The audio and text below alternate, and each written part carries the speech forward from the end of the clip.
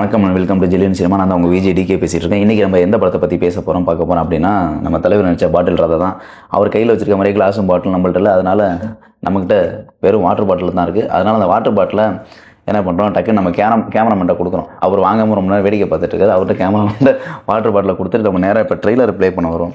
Trailer play பண்ணோம்னா எங்கே trailer இருக்கானான்னு பார்த்தா மேலே இங்கே ட்ரெய்லர் இருக்குது. ஸோ நம்ம ட்ரெய்லர் ப்ளே பண்ணிட்டு படத்தை பற்றி பேசுவோம். ஸோ ட்ரெய்லர் ப்ளே பண்ணுறது ஓப்பன் பண்ணதுமே நீலம் ப்ரொடக்ஷன் பிக்சர்ஸ் தான் வருது. அதாவது இந்த படத்தை ப்ரொடியூஸ் பண்ணது யாருன்னு பார்த்தீங்கன்னா பாரஞ்சி தான் ப்ரொடியூஸ் பண்ணியிருக்கு. அவரோட ப்ரொடக்ஷன்லையும் பலூன் பிக்சர்ஸ் ப்ரொடக்ஷன்லையும் இந்த படம் வெளியாகி இருக்குது. இந்த படத்தை ரைட் பண்ணி டைரக்ட் பண்ணது யாருன்னு பார்த்தீங்கன்னா தினகரன் சிவலிங்கம் தான் ரைட் பண்ணி டைரக்ட் பண்ணியிருக்காரு. இந்த படத்தில் மியூசிக் யாருன்னு பார்த்தா ஷான் ரோல்டு தான் மியூசிக் பண்ணியிருக்காரு. ஸோ இதெல்லாம் டெக்னிக்கலாக யார் ப்ரொடக்ஷன் யார், டைரக்ஷன் யார், தென் ரைட்டர் யாருன்னா நம்ம பார்த்துட்டோம். இதுக்கப்புறம் முக்கியமான அந்த படத்தோட 4 பில்லர்ஸ் யாருன்னா குரு சோமசுந்தரம், சஞ்சனா நடராஜன், தென் ஜான் விஜய், அதுக்கப்புறம் லொல்லு சபாமாறன். இவங்க 4 பேர் தான் அந்த படத்தோட மெயின் பில்லர். இந்த 4 பேர் இல்லைனாலுமே முக்கியமாக குரு சோமசுந்தரமும் ஜான் விஜய் சஞ்சனா நடராஜன் இவங்களும் தான் முக்கியமான பில்லர்ஸ்ன்னு சொல்லலாம். என்ன ரீசனுக்காக அப்படி சொல்கிறேன்னு பார்த்தீங்கன்னா, நம்ம லாஸ்ட்டாக நம்ம பார்த்த குடும்பஸ்தன் அதில் சோமசுந்தரம் எப்படி பண்ணியிருந்தாரோ அதை விட ரொம்ப டபுள் மடங்காக இந்த படத்தில் பாட்டில் ராதாவில் ஒரு பாட்டில் ராதாவே வாழ்ந்திருக்காரு அப்படின்னு சொல்லலாம். ரொம்ப அழகாக கேரி பண்ணி ஒரு லைஃப்பில் இருக்கக்கூடிய பிரச்சனைகளை எப்படி கொண்டு போகணுமோ, ஒரு நார்மலாக ஒரு ட்ரங்க் அடிக்ட், அதாவது குடிப்பழக்கத்துக்கு அடிமையான ஒருத்தர் எந்த லெவலில் எந்த உச்சத்துக்கு போவாரோ அது எல்லாத்தையுமே தெளிவாக காட்டியிருப்பாங்க. வழக்கம் போல் தாங்க, சரக்கு அடிக்கிறதுனா எல்லாத்துக்கும் பிடிக்கும், எல்லாத்துக்கும் ஜாலி அப்படி இப்படின்னு எல்லாருமே நினைக்கிறதான். இப்போ யாருங்க குடிக்காமல் இருக்கா அப்படின்னு நினைக்கலாம். நீங்களே பார்க்கலாம், ஏன்டா நீயே குடிக்காமல் தான் இருக்கியா அப்படின்னு சொல்லி என்ன பார்த்தும் கேட்கலாம். ஸோ இங்கே குடிக்காதவங்க அப்படின்றதெல்லாம் இங்கே யாருமே கிடையாது. எல்லாருமே குடிக்கிறாங்க. அவங்கவுங்க தேவைக்கு ஏற்ற மாதிரியும் அவங்கவுங்க டைமிங்க்கு ஏற்ற மாதிரியும் வேலையை முடிச்சுட்டு ஃப்ரீ டைமில் குடிக்கிறதோ அது மாதிரி அப்படின்னு சோஷியலாக ஒரு சிலர் இருக்காங்க. என்ன கேட்டால் மொத்தமே எல்லா பழக்கமே தவறான பழக்கம் தான். குடி பழக்கமும் சரி, புகை பழக்கமும் சரி. ஸோ அவங்கவுங்களுக்கு ஏற்ற மாதிரி வச்சுருக்காங்க. அவங்களோட தனிப்பட்ட விருப்பம். எப்படி பார்த்தாலும் ஸ்மோக்கிங் இன்ஜீரியஸ் டு ஹெல்த்துன்ற மாதிரி ஆல்கஹாலும் கொஞ்சம் ஹெல்த்து தான். அப்படின்னு சொல்ல மாட்டேன், ஆல்கஹாலும் இன்ஜீரியஸ் டு ஹெல்த்து தான்.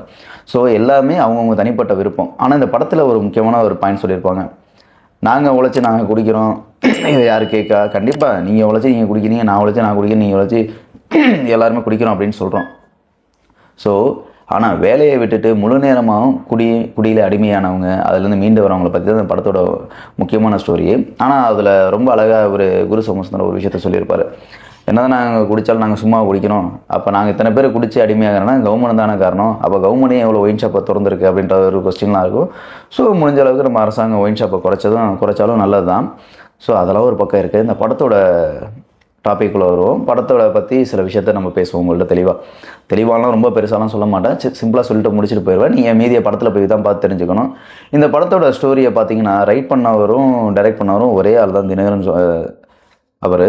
ஸோ தினகரன் நிறைய விஷயத்த ஃபீல் பண்ணி எழுதியிருக்காரு. இது நிறைய பேரோட லைஃப்பில் நிறைய ஒத்து போகிற மாதிரி இருக்குது. நிறைய பேர் லைஃப்பில் ஃபீல் பண்ணி ரியலைஸ் பண்ணி கொஞ்சம் மாறவங்களும் இருப்பாங்க. ஸோ ரியலைஸ் பண்ணுறவங்களும் இருப்பாங்க. இந்த இதில் பார்த்தீங்கன்னா இந்த சீனில் நல்லா தெளிவாக சொல்லியிருப்பாங்க. இவர் அப்புறம் இவங்க எல்லாமே ஃபுல் அண்ட் ஃபுல் ஒரு குடிமை கிடையாது, குடிக்கு ரொம்ப அடிமையானவங்களாக இருப்பாங்க. அந்த படத்தில் சில கேரக்டர் இறந்துடுவாங்க குடிக்கு அடிமையாகி. ஃபர்ஸ்ட் ஆஃப் பார்த்திங்கன்னா ஒரு குடிப்பழக்கத்தில் ரொம்ப என்ஜாய் பண்ணி ஃபீல் பண்ணி குடிச்சிட்டு ஒரு ஃபேமிலிக்குள்ளே இருக்காள், ஃபேமிலியை கவனிக்காமல் எப்படி இருக்கிறாரு, ஒரு தொழிலில் இருந்து குடிக்க அடிமையாகி எப்படி போகிறாருங்கிறத ஒரு காமெடியாக கொண்டு போயிருப்பாங்க. செகண்ட் ஹாஃப்க்கு அப்புறம் பார்த்தீங்கன்னா படத்தோட சப்ஜெக்டே அங்கே தான் ஆரம்பிக்குது.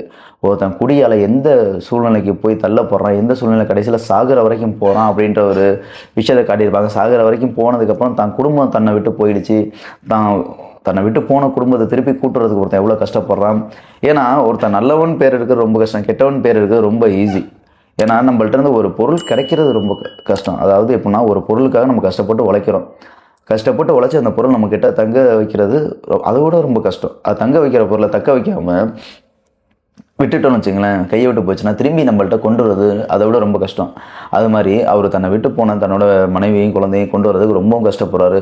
அவர் திருந்தி குடிப்பழக்கத்துலேருந்து வெளியே வந்து குடிப்பழக்கத்துக்கு அடிமையாகி மற்றவங்களையும் திரும்ப போய் அதே இதில் ஹோமில் சேர்த்து விட்டு அவங்கள குணப்படுத்தி கொண்டு வரதெல்லாம் இந்த படத்தில் ஒரு மிகப்பெரிய ஒரு சப்ஜெக்டாகவே பார்க்கலாம். ஸோ இது நம்ம இப்போ இருக்கக்கூடிய காலகட்டத்தில் வந்து குடிக்கிறது ரொம்ப ஸ்டைலு, எந்நேரமும் குடிக்கிறது ரொம்ப ஃபேஷன் அப்படின்னு நினச்சிட்டு இருக்க எல்லாருக்கும் சரி, ஹையர் கிளாஸில் இருக்கவங்களும் சரி, மிடில் கிளாஸில் இருக்கவங்களும் சரி, லோயர் கிளாஸில் இருக்கவங்களும் சரி, எல்லாத்துக்குமே இந்த படம் வந்து ஒரு மிகப்பெரிய ஒரு திருந்துறதுக்கும் சரி, இல்லை திருந்தப்படுறதுக்கும் ஒரு மிகப்பெரிய ஒரு வாய்ப்பாக இருக்கும்.